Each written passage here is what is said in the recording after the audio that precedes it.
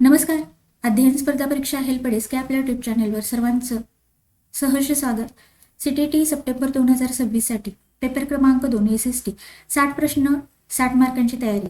तर याच्यासाठी आपण SSTचे जे व्हिडिओ लेक्चर चालू केलेले आहेत त्याच्यामध्ये आपण SSTचे सगळे प्रश्नपत्रिका आपण ॲनालिसिस करणार आहोत. याच्या आधी पहिला पार्ट अपलोड झालेला आहे 7 फेब्रुवारी 2026. ही जी प्रश्नपत्रिका म्हणजे लेटेस्ट आता लास्ट तुमची जी CTT एक्झाम झाली तर त्याच्यापैकी 31 ते 60 हे पहिल्या पार्टमध्ये आपण एवढे प्रश्न कव्हर केलेले आहेत. आजच्या या सेशनला आपण 61 ते 90 एवढे प्रश्न पाहणार आहोत. या सिरीजमधून किंवा CTTचं अभ्यासाचं एक सूत्रच आहे, तुम्ही एक जास्तीत जास्त प्रश्नपत्रिका जर हाताळल्या, तुम्हाला प्रश्नांचा पॅटर्न समजला, प्रश्न विचारण्याची पद्धत समजली तर बऱ्यापैकी तुम्ही कमी अभ्यासामध्ये CTT पहिल्या याच्यामध्ये क्लिअर करू शकता. TET CTT फरक आहे, त्याचे पण व्हिडिओ आहेत, तुम्ही प्लेलिस्ट चेक करा.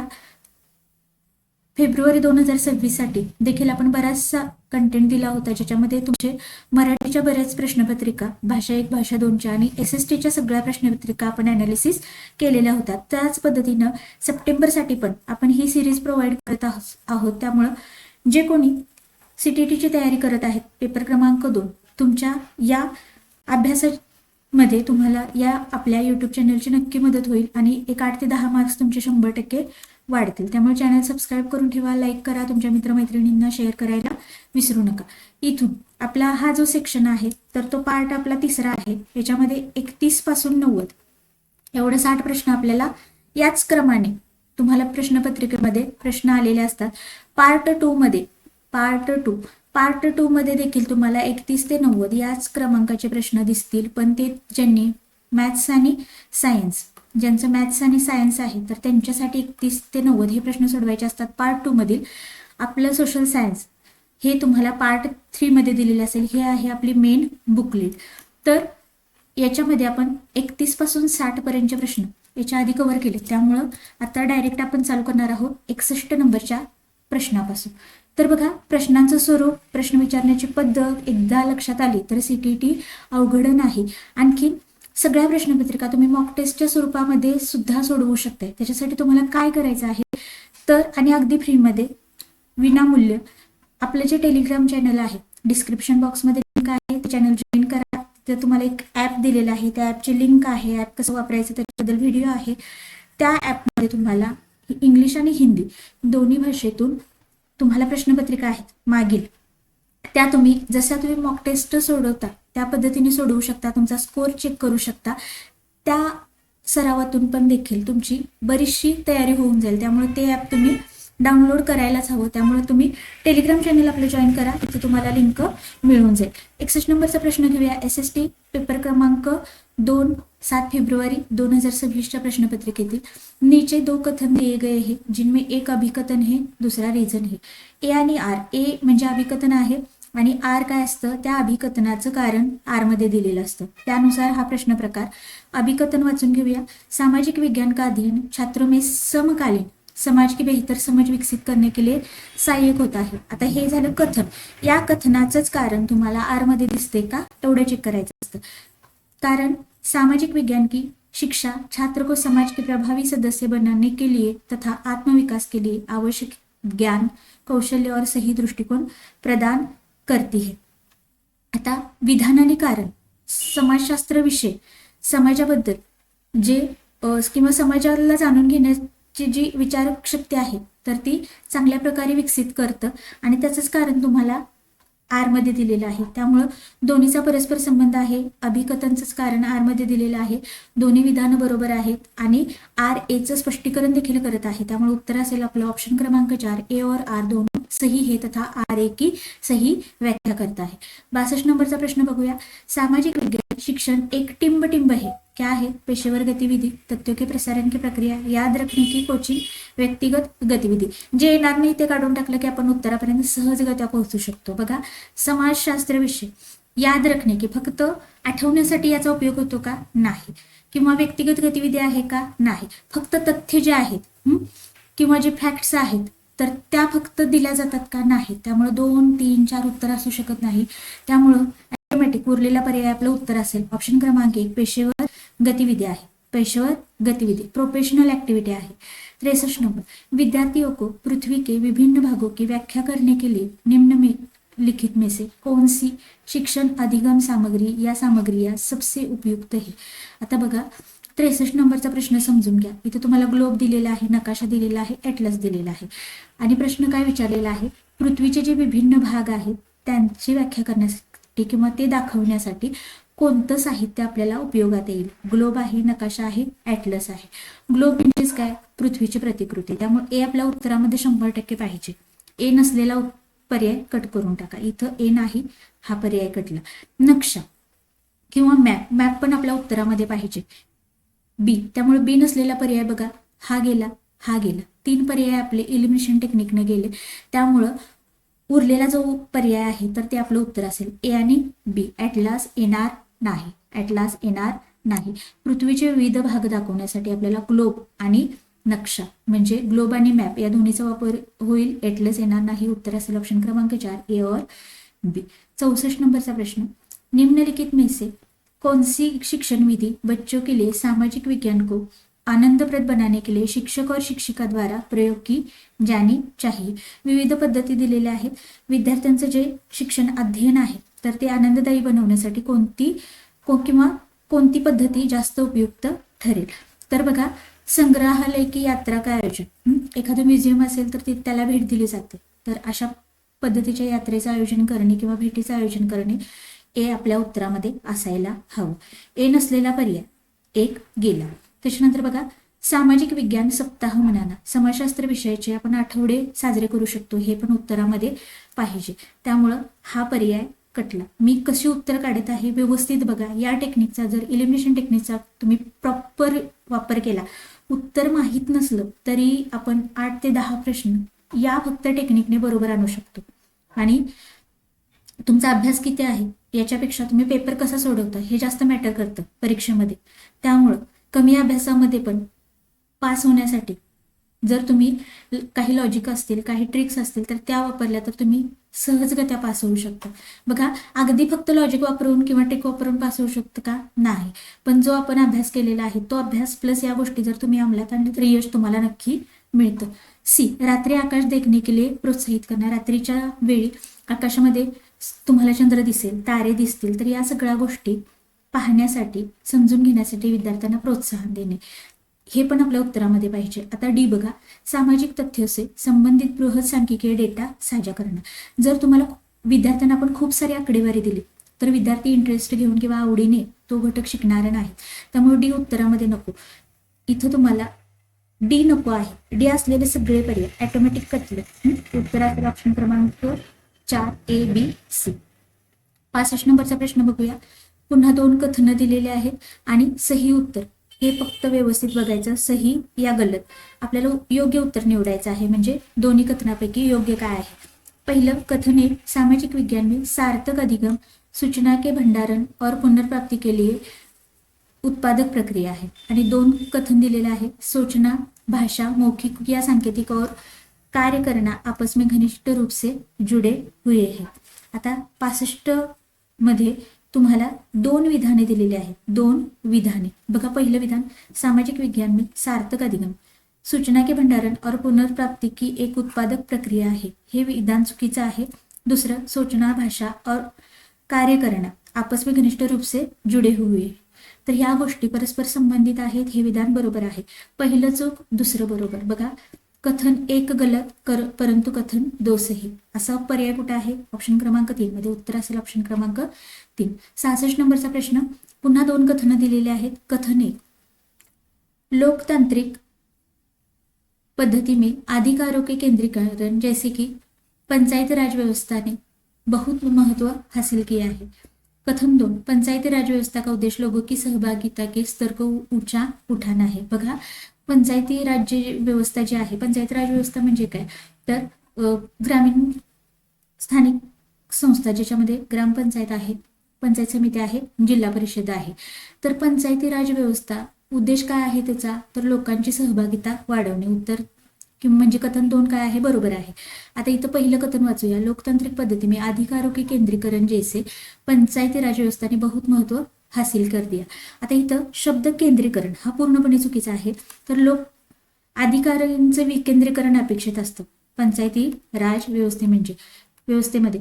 आता विकेंद्रीकरण आणि केंद्रीकरण मध्ये काय फरक आहे, तर एखादा केंद्रस्थानी सत्ता असेल तर ती सत्ता विभागणे म्हणजे काय असणे, विकेंद्रीकरण.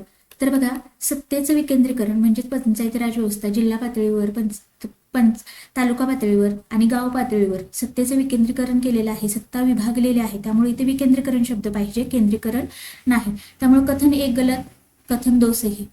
कुठं आहे, सेम वरच्याप्रमाणे ऑप्शन क्रमांक 3 मध्ये उत्तर आहे कथन एक गलत परंतु कथन दो सही है. 67 नंबरचा प्रश्न, पल्लवकालीन सभाएं अपनी उपसमितियों के जरिए विभिन्न तरह के काम जैसे सिंचाई, सड़क निर्माण, स्थानीय मंदिरों की देखरेख आदि करती थी. इनके कार्य संचालन की बारीकियों के से विद्यार्थियों को रूबरू करवाने के लिए निम्नलिखित में से कौन सी बाल केंद्रित गतिविधियां की जा सकती है. बघा, पल्लवकालीन ज्या सभा होत्या किंवा उपसमित्या होत्या त्यांची जी कार्य आहेत तर ती कार्य त्याचा अनुभव देण्यासाठी विद्यार्थ्यांना किंवा त्या गोष्टी समजावून सांगण्यासाठी कोणत्या पद्धती खालीलपैकी अवलंबता येतील. ए दिलेलं आहे विद्यालय परिसर में कार्य का विभाजन. आपण विद्यालयाच्या परिसरामध्ये कार्यांचं विभाजन करू शकतो त्यांच्याप्रमाणे बरोबर आहे. कक्षा संचालन के लिए बनाए गए अलग अलग समूहों का उदाहरण. हे प्रश्न क्रमांक आहे आपला 67. बघा, तर 67 मध्ये हे पण उत्तर असायला हवं. सी, पल्लवकालीन सभा की वास्तविक यात्रा करवाना. आता सध्या स्थितीमध्ये वर्तमानामध्ये पल्लवकालीन ज्या सभा होत्या तर त्यांची वास्तविक आपण यात्रा करून देऊ शकतो का विद्यार्थ्यांना, नाही. त्यामुळे आपल्या उत्तरामध्ये सी नको, सी असलेले सगळे पर्याय कटतील. एक गेला, 2 गेला. आता डी वाचू, श्रव्य दृश्य सामग्री के माध्यम से पल्लवकालीन सभाओं की यात्रा करवाना. आपण दृकश्राव्य माध्यमांच्या स्वरूपातून किंवा एखादा चित्रपट दाखवून पल्लवकालीन ज्या सभा आहेत तर त्यांचं काय करू शकतो, तर त्यांचा अनुभव देऊ शकतो. त्यामुळे डी पण उत्तरामध्ये पाहिजे. काय काय पाहिजे, ए पाहिजे, बी पाहिजे आणि डी पाहिजे. तिन्ही उत्तरे असणारा पर्याय कुठला आहे, तर ऑप्शन क्रमांक 3 ए बी डी तीनों सही है. पुढे 68 नंबर, यह सुनिश्चित करने के लिए सामाजिक विज्ञान का शिक्षण विकासशील मुद्दों पर अधिक बल देने से दूर जाते हुए ऐसे मुद्दों की समझ पैदा करे जो न्याय और प्रतिष्ठा से जुड़े हैं. यह आवश्यक है कि ध्यान में उपयोगितावाद से टिंब की ओर अंतरण हो. आता तुम्हाला इथं सिद्धांत दिलेला आहे, वर एक विधान दिलेलं आहे आणि ते कशाला लागू होतं ते विचारलेलं आहे. याचं उत्तर असणार आहे ऑप्शन क्रमांक 2 समतावाद. 69 नंबर प्रश्न, नीचे आता पुन्हा 2 कथनं दिलेली आहेत. त्याच्यामध्ये एक अभिकथन आहे, दुसरं कारण आहे. मी मगाशी सांगितल्याप्रमाणे या विधानाचं किंवा अभिकथन जे दिलेलं असतं त्याचंच कारण आर मध्ये आहे का बघायचं, दोन्हीचा काही परस्पर संबंध लागतोय का बघायचा आणि मग पर्याय निवडायचा. अभिकथन, सामाजिक विज्ञान का एक महत्वपूर्ण पक्ष है अलग अलग भावों वाले उत्तरों या कभी कभी पूर्णतः विपरीत उत्तरों की संभावना. असं होऊ शकतं, समाजशास्त्रामध्ये वेगवेगळ्या प्रकारची उत्तर मिळू शकतात किंवा त्यांची शक्यता असते.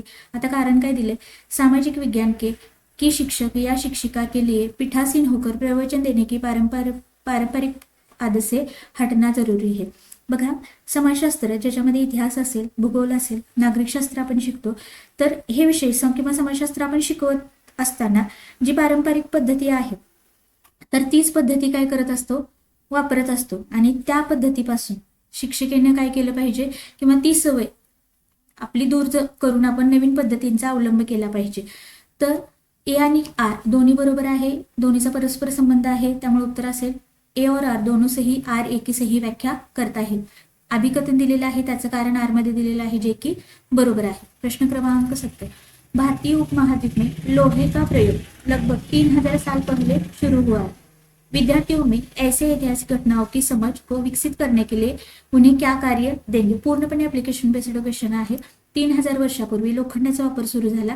ही जी ऐतिहासिक घटना आहे तर तिच्याबद्दल ती गोष्ट समजावून सांगण्यासाठी विद्यार्थ्यांना कोणत्या कृती करायला द्याल असं विचारलेलं आहे. ॲज अ टीचर म्हणून तुम्ही विचार करायचा आहे, उत्तर काढायचं आहे. तर बघा, गॉर्डन चाइल्ड द्वारा लिखित पुस्तक व्हॉट हॅपन्ड इन हिस्ट्री की समीक्षा करणार. आपल्या विद्यार्थ्यांचा गट काय असतो, 6 ते 8. 6 ते 8. तर या विद्यार्थ्यांना एखाद्या पुस्तकाचं समीक्षण करणे जमेल का असा विचार करायचा. त्यामुळे ए आपल्या उत्तरामध्ये नको. ए असलेले सगळे पर्याय कटले. 1 गेला, 3 गेले, 4 गेले. मी बाकीचे जे विधानं आहेत किंवा पर्याय आहेत अजिबात वाचलेले नाहीत. त्यामुळं बघा आता इथंच आपले 3 पर्याय कटले फक्त इलिमिनेशन टेक्निकनं. आपण BCD पण वाचून घेऊया. आपलं उत्तर असणार आहे 2. BCD 3 बरोबर आहेत. तर बघा, अपने आसपास के परंपरागत लोहार समुदाय के किसी व्यक्ती से मिलना और जानकारी इकट्ठा करना. लोखंडाचा प्रयोग 3000 वर्षापूर्वी सुरू झाला हे समजावून सांगण्यासाठी कोणत्या कृती तुम्ही विद्यार्थ्यांना करायला द्या. इथं तुम्हाला दिलेलं आहे बी मध्ये, आपल्या आसपास जे काही लोहार समुदायाचे आहेत किंवा लोखंड बनवणारे जे आहेत, लोखंडापासून वस्तू बनवणारे जे आहेत, तर त्यांची माहिती मिळवणे आणि त्यांच्याकडून गोष्टी जाणून घेणे. सी आहे शिक्षक और शिक्षिका की देखरेख में किसी कारखाने में जाना और लोहा बनाने की प्रक्रिया को नोट करणं. शिक्षक किंवा शिक्षिका यांच्या देखरेखीखाली एखाद्या लोखंडाच्या कारखान्यामध्ये जाऊन लोखंड कसं बनलं जातं किंवा बनवलं जातं त्याची प्रक्रिया लिहून घेणे. त्याच्यानंतर डी आहे शिक्षक और शिक्षिका की देखरेख में दक्कन में अवस्थित किसी महापाषाण स्थान पर भ्रमण कर जानकारी एकत्रित करणं. शिक्षक आणि शिक्षिका यांच्या देखरेखीखाली दख्खनचा जो भाग आहे तर तिथं कोणताही महापाषाण जिथं आहे किंवा त्या स्थळी जाऊन तिथलं काय करणे, यात्रा करणे आणि तिथली माहिती गोळा करणे. BCD तिन्ही विधाने पाहिजेत. ऑप्शन क्रमांक 2. 71 नंबर, वॉलपेपर की परियोजना के माध्यम से आप विद्यार्थियों का आकलन कैसे करेंगे. तर वॉलपेपर परियोजना यांच्या मार्फत विद्यार्थ्यांचं आपण आकलन कसं करणार. पहिलं बघा, ए विधान, विद्यार्थियों द्वारा विषय वस्तू का चयन कर. त्याच्यानंतर पुढचा पर्याय आहे विद्यार्थियों द्वारा विषय वस्तु का प्रस्तुतिकरण देखकर. 3 आहे विद्यार्थियों द्वारा विषय वस्तु के प्रस्तुतिकरण के उपरांत अनुवर्ती प्रश्न पूछकर. डी आहे विद्यार्थियों द्वारा विषय वस्तु के प्रस्तुतिकरण से पहले अनुवर्ती प्रश्न पूछकर. आता बघा, वॉलपेपर परियोजना या माध्यमाद्वारे आपण विद्यार्थ्यांचं आकलन कसं करणार. तर वॉलपेपर परियोजना पहिला आपण पाहणार आणि त्याचं प्रस्तुतीकरण पाहणार आणि नंतर प्रश्न विचारणार. इथे तुम्हाला प्रस्तुतीकरण के पहिले दिलेलं आहे, हे विधान आपल्याला नको आहे. त्यामुळे डी असलेले पर्याय बघा, इथून गेला, इथून गेला, उरले फक्त 1 आणि 4, 1 आणि 4. तर A, B आणि C, A, B, C तिन्ही पर्याय आपल्या उत्तरामध्ये असायला हवे. त्यामुळे उत्तर असेल ऑप्शन क्रमांक 1. 72 नंबर, याची PDF तुम्हाला टेलिग्राम चॅनलवर मिळेल, टिक करून दिली जाईल. त्यामुळं परत एकदा तिथून तुम्ही वाचली तरी तुम्हाला 2 वेळा जरी सराव झाला तरी तुमच्या अशा 5 प्रश्नपत्रिका तुम्ही हाताळल्या. आपल्या ज्यावेळी लेक्चर असेल त्यावेळी एक लेक्चर पाहिलं, परत 30 प्रश्नपत्रिका टेलिग्रामवरून प्रश्न उत्तर वाचून काढले, ते मुद्दे नोट डाऊन केले, त्या मुद्द्यांचा अभ्यास केला तरी तुमची CTET मध्ये तुम्हाला चांगले मार्क्स मिळू शकतात. 72 नंबर, रचनात्मक आकलनों के संदर्भ में निम्नलिखित में से कौन सा कथन सत्य नहीं है. सत्य नाही है, इथं गोल का केलं बघा, सत्य नाही. चुकून आपण वाचत वाचत पुढे गेलो, ज्यावेळी मागे येऊ त्यावेळी आपण इथं चुकून सत्य हे असं वाचतो आणि आपले सिली मिस्टेक होतात, प्रश्न चुकतो. सही नाही है म्हणजे चुकीचं विधान. तर बघा 72 नंबर, ऐसे परीक्षणों का मुख्य उद्देश्य एक अंतिम निर्णय के निर्माण के लिए है कि विद्यार्थी पाठ्यक्रम के अधिकतम लक्ष्यों को पूरा कर रहे हैं या नहीं. रचनात्मक आकलन, रचनात्मक आकलन. तर बघा, तर इथं तुम्हाला रचनात्मक मूल्यांकन बद्दल विचारलेलं आहे. फॉर्मेटिव्ह असेसमेंट आणि जे विधान दिलेलं आहे तर ते तुम्हाला समीकरणात्मक मूल्यांकन म्हणजे समेटिव्ह असेसमेंटचं दिलेलं आहे. कशाचं? समेटिव्ह असेसमेंटचं. त्यामुळे उत्तर पहिलं चुकीचं आहे. आपल्याला विचारले फॉर्मेटिव्ह असेसमेंट आणि इथं दिलेलं आहे समेटिव्ह असेसमेंट. त्यामुळे उत्तर असेल ऑप्शन क्रमांक 1. 73 नंबर बघा, परीक्षण के संदर्भ में निम्नलिखित में से क्या सही है. परीक्षण म्हणजे काय? टेस्टिंग. परीक्षणासंदर्भामध्ये खालील कोणती गोष्ट बरोबर आहे. क्या सही है म्हणजे बरोबर आहे. यह तुलना का मानक नहीं है. 2 यह केवल प्रवेश का आधार है. 3 यह विद्यार्थियों के गुणों का परीक्षण नहीं है. आणि 4 यह आलोचनात्मक परीक्षा का आधार है. तर इथं केवल ज्यावेळी असे पर्याय असतात, केवल, ओनली, तर ते पर्याय आपले उत्तर असू शकत नाही. परीक्षांच्या संदर्भामध्ये काय बरोबर आहे? उत्तर असणार आहे ऑप्शन क्रमांक 4 यह आलोचनात्मक परीक्षा का आधार है. It is a ground for critical examination. परीक्षण कशाचा आधार आहे? क्रिटिकल एक्झामिनेशनचा. 74 नंबर, 2 कथने. अधिगम एक सतत प्रक्रिया आहे. अधिगम म्हणजे काय? अनुभव एक सतत चालणारी प्रक्रिया आहे. कथन 2 विद्यालय परिसर के बाहर अधिगम नहीं हो सकता है. विद्यालयाच्या बाहेर किंवा शाळेच्या बाहेर अध्ययन अनुभव मिळत नाहीत. नहीं हो सकता हे दिलेलं आहे. तर बघा कथन एक बरोबर आहे. अनुभव सतत चालणारी प्रक्रिया आहे. आपण अध्ययन कुठेही करू शकतो.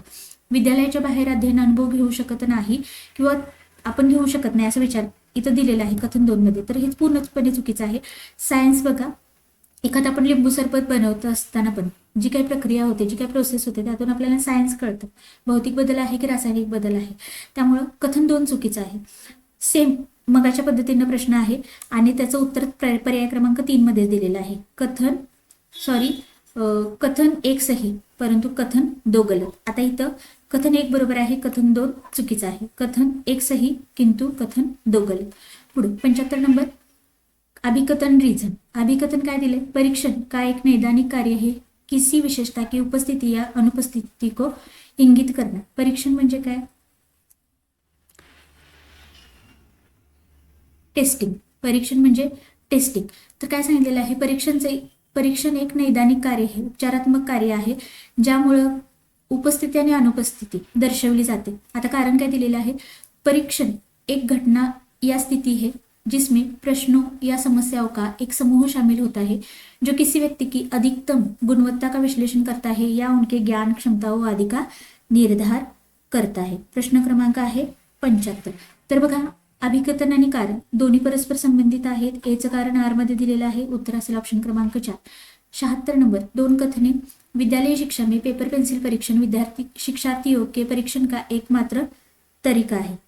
इथं बघा, तुम्हाला एकमात्र तरीका फक्त पेपर पेन, परीक्षा फक्त विद्यार्थ्यांचं परीक्षण करण्यासाठी एकच तरीका आहे का, एकच पद्धत आहे का? नाही. त्यामुळं कथन 1 गलत. दुसरं, विद्यालयों में परीक्षण के दौरान शिक्षार्थियों के प्रदर्शन को बताने के लिए संख्याओं या मूल्यों का निर्धारण किया जाता है या दिया जाता है. तर बघा, हे बरोबर आहे. कथन 2 बरोबर आहे. असा पर्याय कुठं दिसतोय बघा? ऑप्शन क्रमांक 3. कथन 1 गलत किंतु कथन 2 सही है.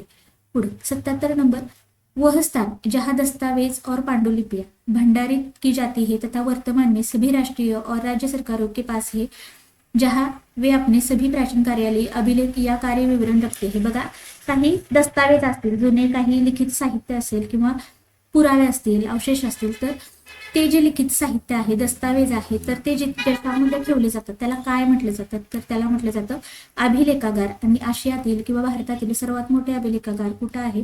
तर दिल्लीला आहे. कुठं आहे? दिल्लीला. त्याच्यानंतर पुढे 78 नंबर, तमिल क्षेत्र में संबंधित निम्नलिखित में से कौन सा कथन गलत है? गलत है म्हणजे चुकीचं विधान. बघा, मूवेंदर तमिल भाषा का शब्द है जिसका अर्थ है 3 मुखिया. यह शब्द शासन करने वाले 3 परिवारों के मुखियाओं के लिए प्रयुक्त होता है. म्हणजे काय?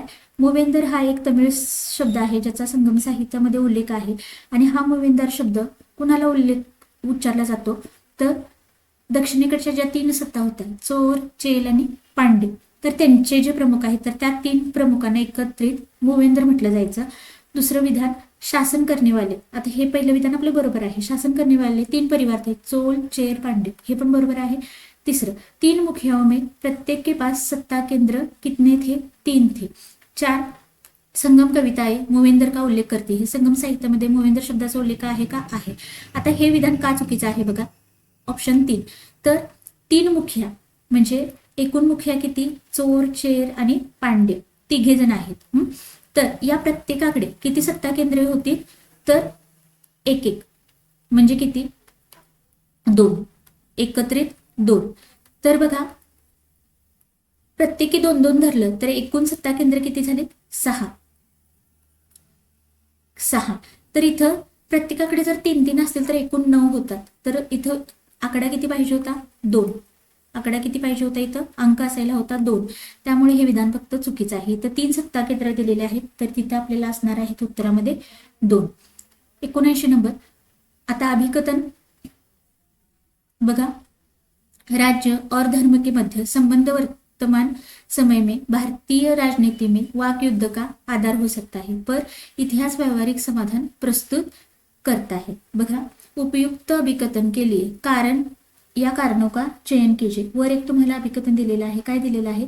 राज्य आणि धर्म यांच्यामध्ये वर्तमान परिस्थितीमध्ये संबंध दर्शवित असताना भारतीय राजकारणामध्ये वाकयुद्ध होऊ शकतं आणि इतिहास व्यावहारिक स्वरूपात काय करतं, त्याचं समाधान देत असतं. तर बघा त्याची कारणं विचारलेली आहेत. ए, मंदिर प्राय आर्थिक व्यवस्था और समाज के लिए केंद्रित थे. पुढचं विधान, रामदासपुर का नगर हरमंदिर साहिब नामक केंद्रीय गुरुद्वारे के आसपास विकसित किया गया है. त्याच्यानंतर बघा तिसरं विधान, सूफी मुस्लिम रहस्यवादी थे जिन्होंने बाह्य धार्मिकता का तिरस्कार किया और सभी मानव के लिए करुणा पर बल दिया. आता डी काय दिलेला आहे, इतिहास विभिन्न राज्यों और धर्मों के युद्ध के बारे में हे. तर बघा हे विधान पूर्णपणे चुकीचं आहे. आपण लॉजिकनं किंवा कॉमन सेन्सने जरी विचार केला तरी आपल्याला कळतं. तर इतिहासामध्ये फक्त राज्य आणि धर्म यांच्यामधलं युद्ध सांगितलेलं आहे का? नाही. त्यामुळे डी आपल्याला उत्तरामध्ये नको. पण ए, बी, सी तिन्ही विधाने बरोबर आहेत आणि असा असणारा पर्याय आहे ऑप्शन क्रमांक 4, ए, बी, सी तीनों सही है.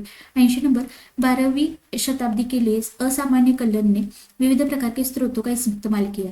12व्या शतकामध्ये कल्हणने विविध स्रोत वापरलेले आहेत. त्याच्यामध्ये बघा प्रशस्ती के लेखकों के असमान वह शासकों और उनकी कार्यनीतियों के बारे में अक्सर आलोचना करता था, उनके स्रोतों में शामिल है. आता कल्हणने जे स्रोत वापरलेले आहेत ते स्रोत कोणते तुम्हाला सरळ सरळ विचारलेलं आहे.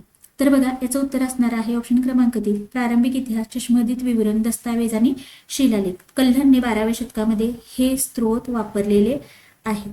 पुढे प्रश्न क्रमांक 81, मराठाओं के संदर्भ में कौन से कथन सही है. मराठ्याच्या संदर्भामध्ये कोणती विधाने बरोबर आहेत. तर बघा शिवाजीने शक्तिशाली योद्धा परिवार की सहायता से राज्य का गठन किया. शक्तिशाली जे युद्ध परिवाराचे किंवा राज्य परिवाराचे लोक आहेत तर त्यांच्याकडून राज्याचं गठन केलं, स्वराज्याची स्थापना केली. हे विधान बरोबर आहे.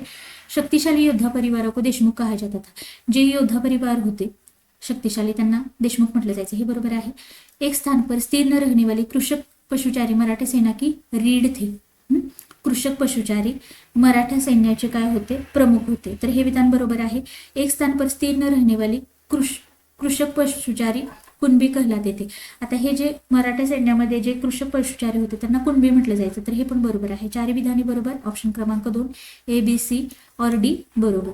82 नंबर, ऐतिहासिक दावा बघा.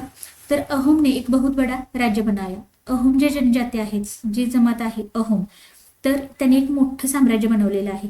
आता उपयुक्त दावे के लिए उपयुक्त साक्ष्यों का चयन कीजिए. तर हे जे दावा केला जातो अहोमांनी एक मोठं साम्राज्य निर्माण केलं, तर त्याला पुष्टी देणारे 4 पर्याय दिलेले आहेत. त्यापैकी योग्य आपण निवडायचे आहे. प्रश्न क्रमांक आहे 82. पहिलं विधान, अहोम ने बड़े राज्य बनाने के लिए अग्निशस्त्रों का प्रयोग किया. अहोमांनी मोठं साम्राज्य स्थापित करण्यासाठी अग्निशस्त्रांचा वापर केलेला आहे. बरोबर आहे. बी, अहोम ने उच्च गुणवत्ता वाले बारूद और तोपे बनाए. हे पण बरोबर आहे. अहोम राज्य बाध्य श्रमिकों पर निर्भर था. हे पण बरोबर आहे. 1662 में अहोम ने मुगलों को हराया. तर हा असा उल्लेख सापडत नाही. डी असणारा जर पर्याय कट करून टाकला तर 1, 3 आणि 2 तिन्ही पर्यायाकडले उत्तर असेल ऑप्शन क्रमांक 4, ए, बी, सी बरोबर. काय बरोबर आहे त्याच्यापेक्षा काय 100% चुकीचं आहे एवढं जर आपल्याला समजलं तर आपण चांगल्या प्रकारे प्रश्न सोडवू शकतो. 83 नंबर, कृषक क्रांतियों पर निम्नलिखित की वैधता का उल्लेख कीजिए. आता हा जरासा वेगळ्या फॉर्मॅटमध्ये तुम्हाला प्रश्न विचारलेला आहे. तुम्हाला याच्या आधी अभिकथन आणि कारण इथपर्यंतच प्रश्न असायचा. आता तुम्हाला कथन दिलेलं आहे, त्याचं कारण दिलेलं आहे, त्याचा परिणाम दिलेला आहे. तिन्हीचा विचार करून तुम्हाला ऑप्शन निवडायचा आहे. अभिकथन बघूया. वे जो उत्पीडित किए जाते हैं हमेशा विद्रोही के रूप में ही आगे नहीं आते हैं. वे ऐसा केवल किसी समय में करते हैं. बघा ज्यांचं शोषण होतं ते विद्रोहाच्या स्वरूपात नेहमीच पुढे येतात असं नाही. काही विशिष्ट वेळासाठीच असं घडू शकतं. कारण बघा 1859 में नील के किसानों ने महसूस किया कि उन्हें रोकने वालों के विरुद्ध स्थानीय जमींदारों का समर्थन प्राप्त है. परिणाम काय झालेला आहे, महिलाएं बर्तनों, पतीलों और रसोई के अन्य उपकरणों के साथ युद्ध के लिए आगे आई. कधीची घटना सांगितलेली आहे 1859ला.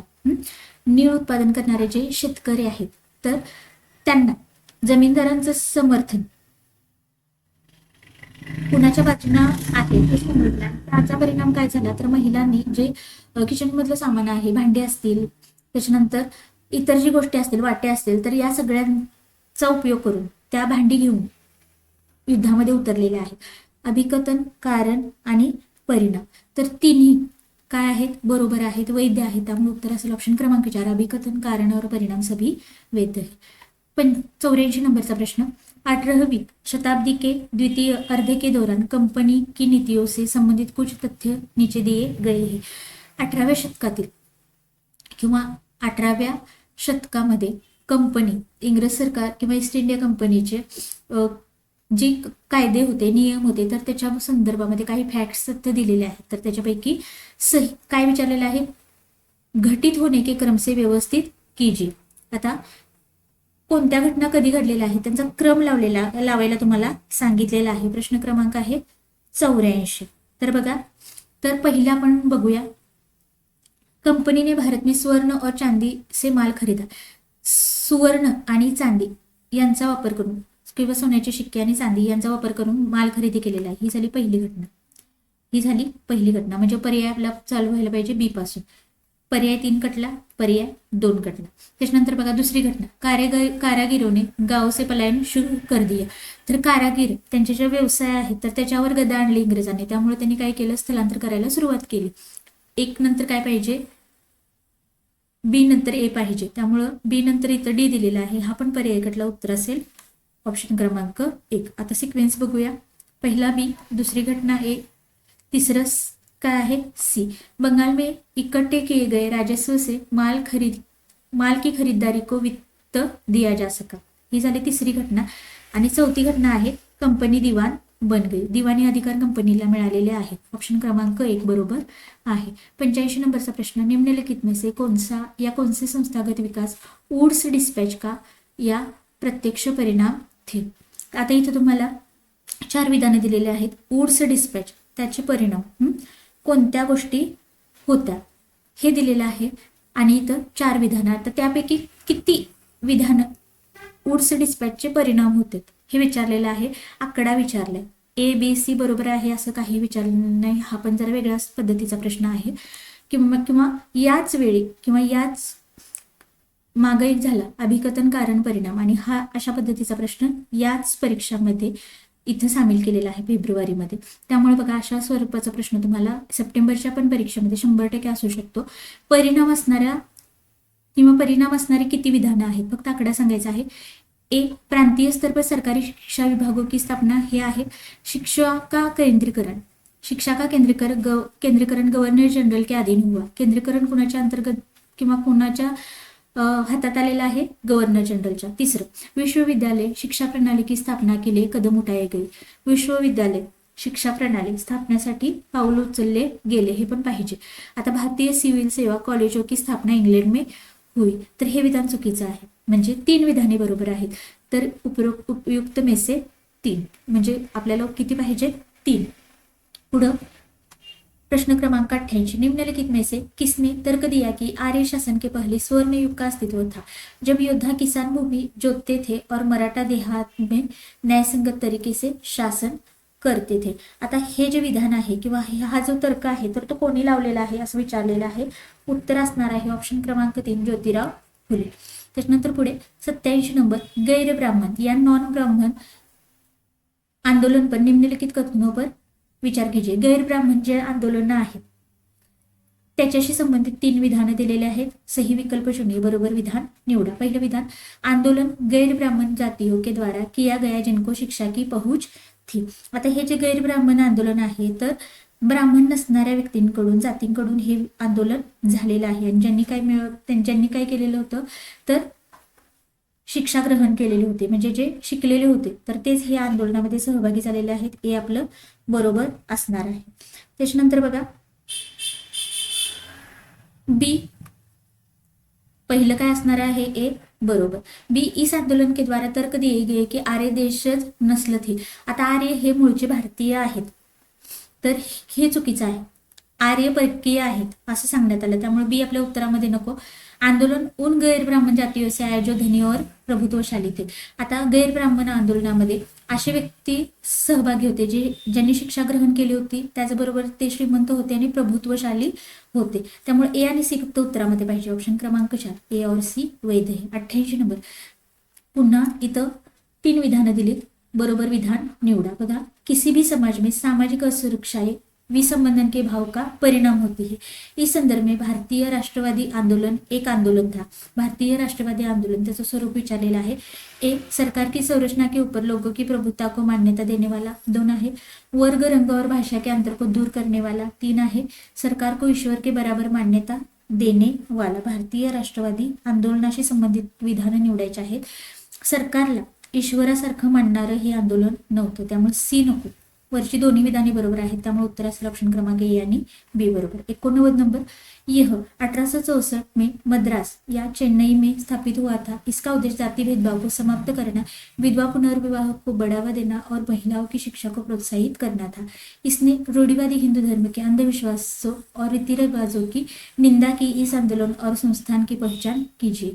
तर याच्या आधी पण यावर प्रश्न येऊन गेलेला आहे आणि ही संबंधित कशाशी आहे? वेद समाज, स्थापना 1864 मद्रास चेन्नई। शेवटचा प्रश्न, स्वतंत्रता की प्राप्ति के बाद भाषा के आधार पर राज्यों के गठन की मांग में तीव्रता क्यों आई? स्वातंत्र्य मिळाल्यानंतर भाषेच्या आधारावर राज्याची स्थापना ही मागणी का जोर धरू लागली? ए बघा, 1920 के दशक में भारतीय राष्ट्रीय कांग्रेस ने वचन दिया था कि स्वतंत्रता के बाद प्रत्येक प्रमुख भाषिक समूह का अपना प्रांत होगा। 1920 सालीच किंवा 1920च्या दशकामध्ये भारतीय राष्ट्रीय काँग्रेसनं वचन दिलं होतं की स्वातंत्र्यानंतर प्रमुख भाषीय समुदाय जे आहेत तर त्यांचा एक स्वतंत्र प्रांत असेल। तर हे विधान बरोबर आहे। बी, स्वतंत्रता के बाद कांग्रेस ने प्रमुख भाषिक समूहों के अपने प्रांत होने के अपने वचन को पूरा करने के बारे में कोई कदम नहीं उठाया। 1947 ला स्वातंत्र्य मिळालं, पण तरी देखील काँग्रेसनं असं कोणतंही पाऊल उचललेलं नाही, हे पण बरोबर आहे। कन्नड़ तेलुगु बोलने वाले अपना स्वयं का राज्य बनने की उम्मीद कर रहे थे। सबसे बड़ा आंदोलन तेलुगु भाषी जिलों के तमिल भाषियों की ओर से आया। आता भाषिक राज्य असावे ही मागणी जोर धरू लागली आणि याचं सगळ्यात मोठं आंदोलन कुठं झालेलं आहे? तेलुगु भाषिक राज्यामध्ये किंवा तमिळ भाषिकांमध्ये। हे पण विधान बरोबर आहे। आता डी, नेहरू और पटेल भाषा के आधार पर राज्य के गठन के विरुद्ध थे। विरुद्ध नाही तर ते सोबत होते, त्यामुळे डी विधान आपल्या उत्तरामध्ये नको। डी इथून गेला, डी इथून गेला। ए बी सी तिन्ही बरोबर असणारा पर्याय ऑप्शन क्रमांक 4। अशा पद्धतीने आपण 31 ते 90 सगळे प्रश्न बघितलेले आहेत। हा पार्ट 2 आहे आपला। पार्ट 1 परवा अपलोड झालेला आहे, तो पाहिला नसेल तर तो तुम्ही बघू शकताय। कोर्समध्ये हे व्हिडिओ लेक्चर मी अपलोड करून देईल, तुम्ही रेकॉर्डिंगमध्ये पाहू शकता। तर तुम्हाला त्या कोर्समध्ये मागचे आतापर्यंतचे जे सगळे प्रश्नपत्रिका आहेत त्या सगळ्या प्रश्नपत्रिका आपण अशाच पद्धतीने ॲनालिसिस करणार आहोत। याच्या सोबत इथं तुमची 60 प्रश्नांची तयारी होईल। कंटेंटचा थेअरीचा पण भाग आपण देणार आहोत। त्याचबरोबर काही NCERTच्या पुस्तकावर आधारित प्रश्न आहेत, तर ते प्रश्न सुद्धा मी घेणार आहे। तर तुम्हाला आणखीन बघा, तुम्हाला SSTचा कंटेंट कशा प्रकारे हवा आहे तुम्ही नक्की कमेंट बॉक्समध्ये विचारू शकता। तुम्हाला पेपर ब्लर दिसत असेल, तुम्ही क्वालिटी वाढवून बघू शकताय, तर तिथं ॲडव्हान्स सेटिंगमध्ये जायचं। सेटिंगमध्ये गेल्यानंतर व्हिडिओ क्वालिटी तुम्हाला ऑप्शन दिसेल, त्याच्यामध्ये 720 किंवा ॲडव्हान्स्ड या ऑप्शनवर तुम्ही क्लिक केला तर तुम्हाला अगदी क्लिअर तुम्हाला दिसू शकतं। त्याचबरोबर SST मध्ये तुम्हाला अजून काय पाहिजे, कशा पद्धतीचा कंटेंट पाहिजे, फक्त प्रश्नपत्रिका पाहिजे, त्याचं सगळं डिटेल ॲनालिसिस पाहिजे का, फक्त प्रश्न उत्तरं पाहिजेत, थेअरी पाहिजे, कंटेंट पाहिजे, NCERT पुस्तकं पाहिजे, जे ज्या तुम्हाला लागणार आहे ते तुम्ही कमेंटमध्ये टाका। जेवढे जास्त कमेंट येतील तेवढे त्या पद्धतीचे व्हिडिओ मी देण्याचा नक्की प्रयत्न करेन। मराठीसाठी सुद्धा भाषा 1 भाषा 2 फक्त पेपर ॲनालिसिसचे तुम्ही व्हिडिओ बघा, जे काय पॅडॉलॉजीला विचारलेलं आहे तेवढं बघा, आणि त्याचबरोबर उतारे आणि कविता किंवा भाषा 2 म्हणून मराठी निवडली असेल तर फक्त 2 उतारे येतात, तर तेवढं जरी फक्त तुम्ही पेपर ॲनालिसिस करा, फक्त प्रश्नपत्रिका अभ्यासला तरी तिथून काय ग्रामर विचारलं जातं, काय पेडॉलॉजीचे प्रश्न विचारले जातात हे तुमच्या डोक्यात फिट होईल। आणि तेवढं जरी केलं आत्ता राहिलेल्या दिवसामध्ये तरी तुम्हाला 100% आउटपुट भेटेल। त्यामुळं नक्की मला सांगा कमेंटमध्ये तुम्हाला कशा पद्धतीचा डाटा हवा आहे। अगदी तुम्ही सांगितलं NCERTची पुस्तकं मॅडम आपण डायरेक्ट पुस्तकं लावा, पुस्तकानुसार अभ्यास करूया, तर त्या पद्धतीने आपण अभ्यास करू, त्याच्यावरचे प्रश्न करूया, तर तसं देखील मी तुम्हाला व्हिडिओ प्रोव्हाइड करू शकते। त्यामुळे तुम्ही नक्की कमेंटमध्ये तुम्हाला काय हवं आहे ते सांगू शकता। तर पुन्हा भेटू आपण नवीन प्रश्नपत्रिकासोबत, तोपर्यंत धन्यवाद। आणखी हो, चॅनल सबस्क्राईब केलं नसेल तर सबस्क्राईब करा, टेलिग्राम चॅनल जॉईन करा, तिथे सगळ्या प्रश्नपत्रिका मी अपलोड करून दिलेल्या आहेत ॲन्सर की सहित। आणखी NCERTची पुस्तकं सुद्धा आपल्या टेलिग्राम चॅनलवर मिळतील, त्यामुळं चॅनल नक्की जॉईन करा। धन्यवाद।